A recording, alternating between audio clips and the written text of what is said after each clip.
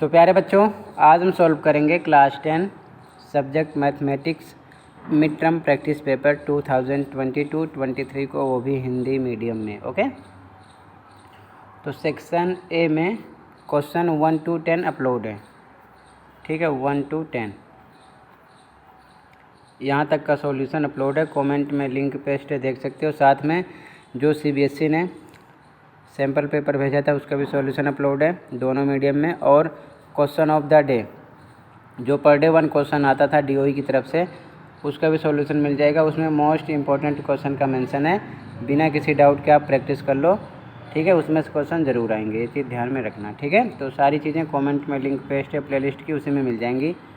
ठीक है, देख सकते हो। तो स्टार्ट करते हैं क्वेश्चन। यदि tan 3x - 15 डिग्री बराबर √3 के है तो x का मान होगा। ठीक है, 4 ऑप्शन है। सॉल्यूशन देखो इसका। अब आंसर देखो, ये जो √3 है ये tan 60 इसकी वैल्यू होती है। ठीक है, तो हम √3 पे tan 60 रख सकते हैं। ठीक है ना, तो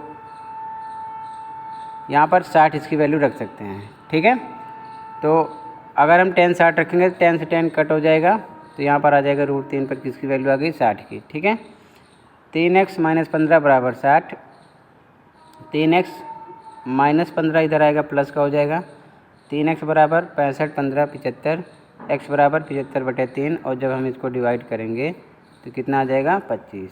ठीक है, x का मान आ जाएगा। क्लियर है, बस ध्यान रखना √3 जो है ये tan 60 की वैल्यू है। ठीक है, और यहाँ पर जब हम tan 60 रखेंगे तो tan से tan कट हो गया दोनों साइड, ध्यान रखना 60 यहाँ पर आ जाएगा। ठीक है, आगे सोल्व हो जाएगा। अगला देखो, इसका अथवा वाला क्वेश्चन है। दिया है sin p बराबर 1/2 और cos r बराबर 0, तो r - p ये हमको निकालना है। ठीक है, आंसर देखो, तो इसमें आपका C ऑप्शन राइट है। अथवा का आंसर देखो, sin p बराबर 1/2 और साइन में 1/2 30 की वैल्यू है, तो p बराबर 30 आ गया। ठीक है, इसी प्रकार cos r बराबर 0, तो r अगर हम देखेंगे तो cos 0 90 पे आता है, r बराबर 90 आ गया। ठीक है, पाई चार्ट वैल्यू याद होनी चाहिए, ध्यान रखना। तो हमें निकालना है r - p, r पर 90, p पर 30, घटाएंगे कितना आ गया, 60। ओके, ये आंसर हो जाएगा। क्लियर है, आगे देखो, तो यहाँ पर C है। ओके, अगला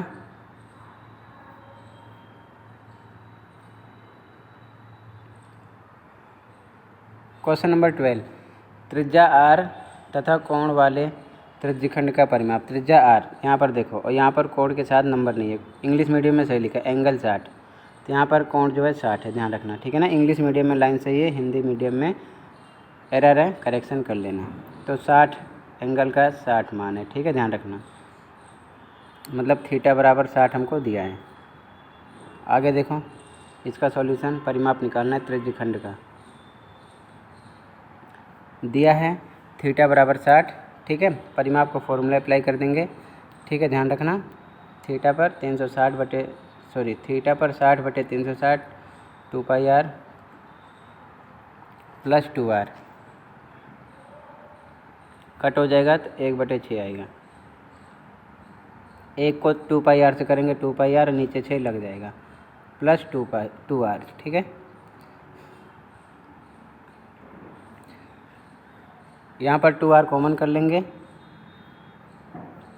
तो इसमें डिवाइड करेंगे तो π/6 आएगा, और प्लस से प्लस इसमें डिवाइड करेंगे तो 1 आएगा, तो ये आंसर हो जाएगा। ठीक है,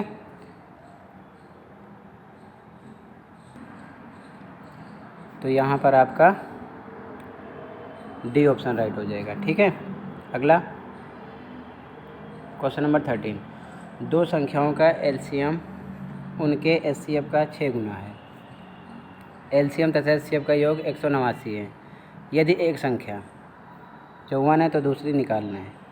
ठीक है, क्वेश्चन को थोड़ा घुमा रखे हैं। सॉल्यूशन देखो, LCM HCF का 6 गुना है और दोनों को जोड़ने पर 189 हो रहा है। पहले हम, ठीक है ना, इसमें LCM HCF दोनों को क्लियर कर लेंगे, ठीक है, उसके बाद हमारा आंसर बनेगा। ठीक है, सॉल्यूशन देखो इसका।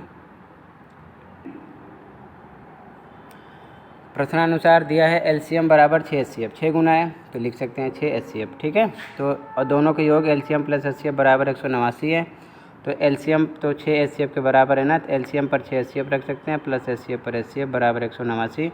6 HCF में एक HCF और जुड़ेगा, 7 HCF हो जाएगा बराबर 189। तो HCF बराबर 189/7 भाग करेंगे तो HCF आ गया 27, ठीक है। तो LCM निकाल लेंगे। LCM क्या हमने माना है, LCM है 6 HCF के, तो LCM बराबर 6 HCF, 6 पे 6 HCF कितना है 27, 162 आ गया, ठीक है। अब ध्यान से देखना, ये हमारा LCM HCF दोनों क्लियर निकल आ चुके हैं, ठीक है ना। अब देखो ध्यान से, फिर माना दूसरी संख्या x है, पहली संख्या 54 क्वेश्चन में दिए हैं, तो LCM गुणे HCF बराबर दोनों संख्याओं का गुणनफल। तो LCM पर LCM 162 गुणे HCF पर HCF 27 बराबर पहली संख्या 54 क्वेश्चन में दिए हैं 54, दूसरी x मान लिया गुणे x, तो x बराबर 162 गुणे 27/54 हो जाएगा। कट करेंगे 27 एकम 27, 27 दूना 54 और 2 से कट करेंगे 2 एकम 2, 162 में 2 अट्ठे 16, 2 एकम 2 81 आ जाएगा, ठीक है ना। दूसरी संख्या 81 आ जाएगी, ठीक है, ये इसका आंसर हो जाएगा। आगे देखो,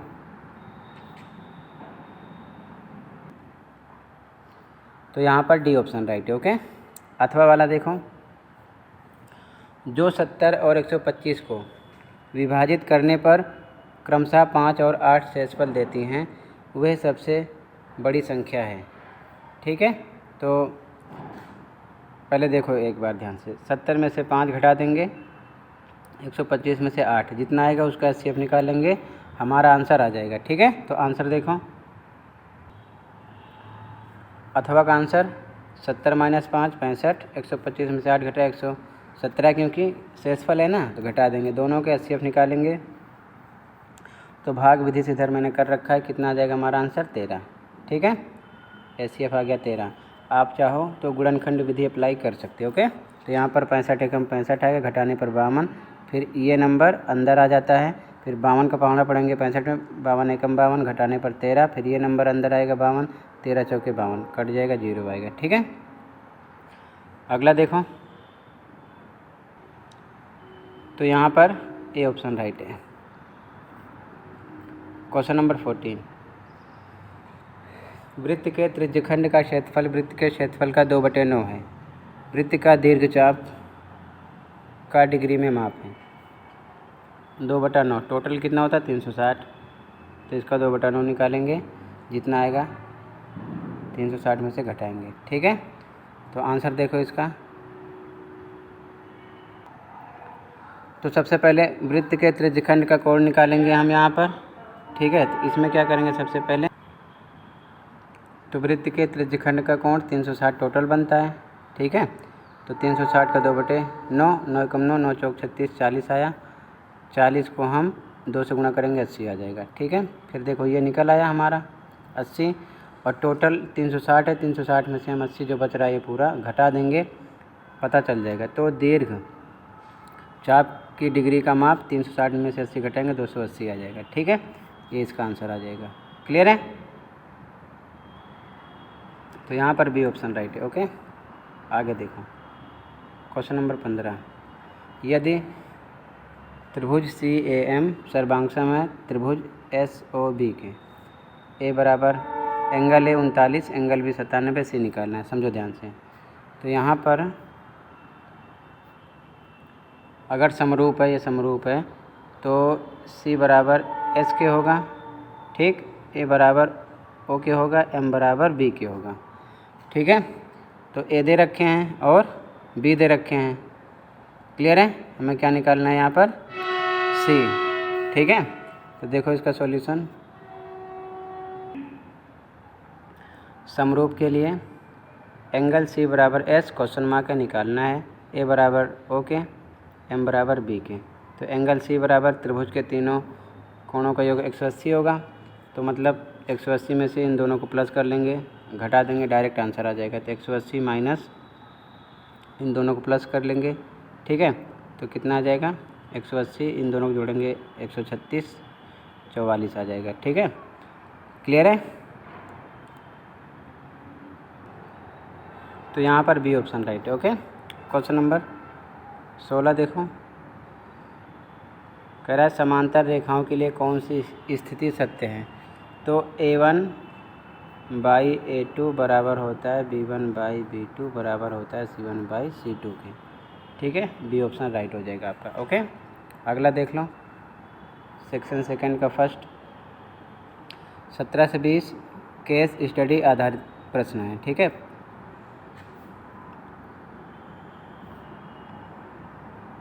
क्वेश्चन नंबर 17 देखो, भारत सरकार ने घातक कोरोना वायरस से मुकाबला करने के लिए आवश्यक उपाय किए। वायरस को फैलने से रोकने के लिए अनुमोदित टीके कोविशील्ड, कोवैक्सीन, स्पुतनिक वी और कोर्बेवैक्स, ठीक है। यहाँ पर इतना मेंशन किया गया। अब ये देखो चित्र में, जैसा कि देख पा रहे हो आप, लिखा है किसी केंद्र पर कोविड टीके के प्रति घंटे आने वाले व्यक्तियों का आयु वितरण निम्न तालिका में दर्शाया गया है, ठीक है। क्वेश्चन देखो इस प्रकार दिया गया है, आयु वर्षों में व्यक्तियों की संख्या लिखी हुई है। क्वेश्चन पे आ जाओ, कह रहे हैं कि ऊपर दी गई जानकारी के आधार पर निम्न प्रश्नों के उत्तर दीजिए। पहला क्वेश्चन, टीकाकरण के लिए आयु वर्ग 25 से 45 के कितने व्यक्ति आए। 25 से 45, देखो 25 से 45 कहाँ से स्टार्ट हो रहा है, यहाँ से, और 45 यहाँ तक चल रहा है, ठीक है ना। तो कह रहे हैं कितने व्यक्ति आए, कितने व्यक्ति आए, व्यक्तियों की संख्या ये है। तो इस पे 11 आ रहे हैं और इसमें 21, तो मतलब 11 प्लस 21 कितना हो जाएगा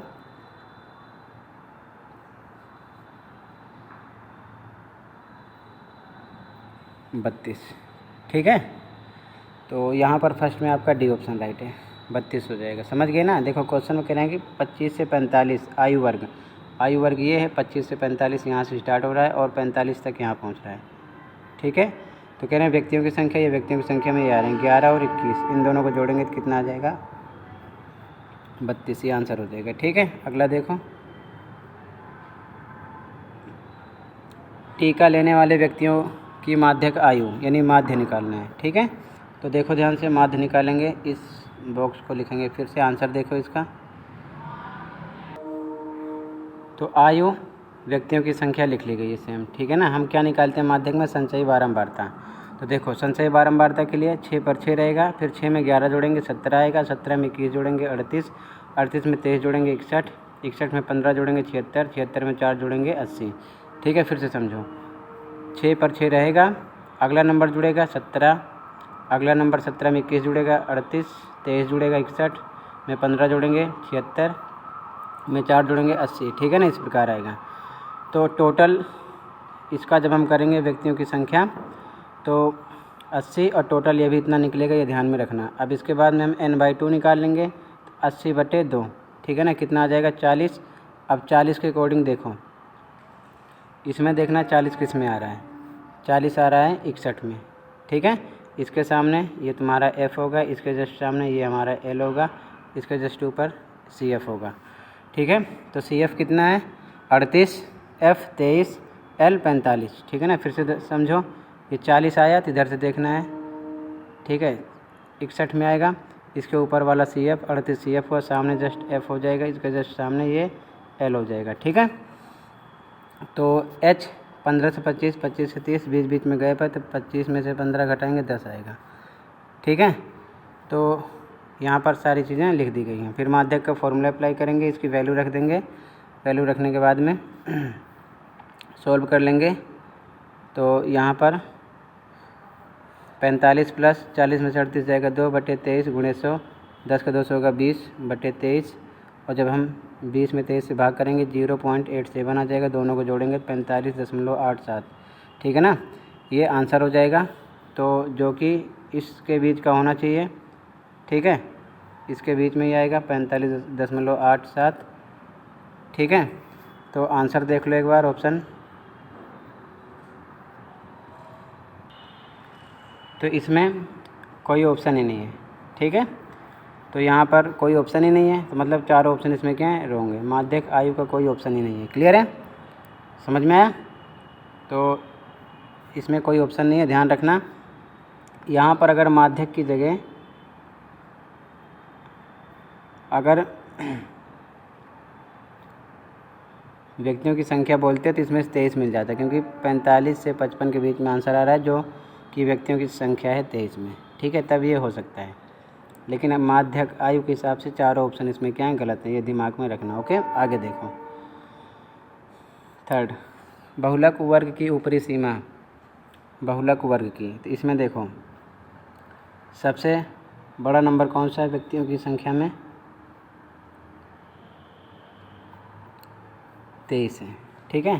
तो ऊपरी सीमा ये 45 से 55 पे जा रहा है, तो ये निम्न होती है और ये ऊपरी, ऊपरी कितना आ गया, 55, ठीक है। ये आपका हो जाएगा आंसर, ठीक है, सी ऑप्शन हो गया। अगला, टीका लगवाने वाले व्यक्तियों का माध्य। तो फिर से माध्य निकालना पड़ेगा इस पूरे बॉक्स का। आंसर देखो, तो फिर से सेम लिख लिया गया। आयु, व्यक्तियों की संख्या, हम क्या निकालते हैं, एक्स। एक्स में इन दोनों को जोड़ते हैं, 15 25, 15 25 कितना हो जाएगा, 40, 40 का आधा 20। इसी प्रकार आगे 25 30, 60 इसका आधा 30, इसको जोड़ेंगे आधा करेंगे 40, इसको जोड़ के आधा करेंगे 50, ठीक है ना। इस प्रकार से इसका 60, इसका इतना आ जाएगा, ठीक है। अब समझने वाली बात यह है कि अगर मान लो 2 निकाल लिए हो, इसका 20 आया, जोड़कर आधा किया, 25 से 35 को जोड़कर आधा किया, 30 आया। इन दोनों के बीच में गैप कितना है, ठीक है, इन दोनों के बीच में गैप, ठीक है। तो इन दोनों को आधा करोगे जोड़कर, 15 25 को 20 आया, 25 से 35 को जोड़ोगे आधा करोगे 30 आएगा। तो इन दोनों के बीच में गैप 10 10 का है, जोड़ते चलो, 20 10 30 10 40 10 50 10 60 10 70, ऐसे भी कर सकते हो। फिर ये हमारा x होता है, इन दोनों को जोड़ के आधा निकालते हैं, ठीक है। उसके बाद में इसको f मान लिया, इसको x। अब fx का मल्टीप्लाई होता है, यानी 6 को 20 से गुणा करेंगे 120, 11 को 30 से करेंगे 330, 21 को 40 से 840, 23 को 50 से 1150, 15 को 60 से 900, 4 को 70 से 280, ठीक है। सिग्मा f लगा देंगे और इसको टोटल करेंगे तो 80 आ जाएगा, ठीक है। फिर सिग्मा fx लगा देंगे, इसको टोटल करेंगे तो 3620 आ जाएगा, ठीक है। ये टोटल जोड़ा गया, ये जोड़ा गया। माध्य का फॉर्मूला होता है सिग्मा fx बटे सिग्मा f। वैल्यू रखेंगे, सिग्मा fx ऊपर है, इसकी वैल्यू ऊपर, बटे बटे सिग्मा f की वैल्यू 80, भाग करेंगे 0 0 कट हो जाएगा, 362 में 8 से भाग करेंगे 45.25 आंसर आ जाएगा, ठीक है। तो यहाँ पर सी ऑप्शन राइट है, ओके, ठीक है। अगला क्वेश्चन, सबसे कम बारंबारता वाले आयु वर्ग का वर्ग चिन्ह है। सबसे कम बारंबारता, सबसे कम कौन सी है, 4 है, और इसमें कितना है, 65 और 75, इनका जोड़ के हम आधा कर देते हैं बारंबारता वर्ग चिन्ह के लिए, ठीक है ना। टोटल आ जाएगा 140 बटे 2 बराबर कितना आ जाएगा, 70, ठीक है।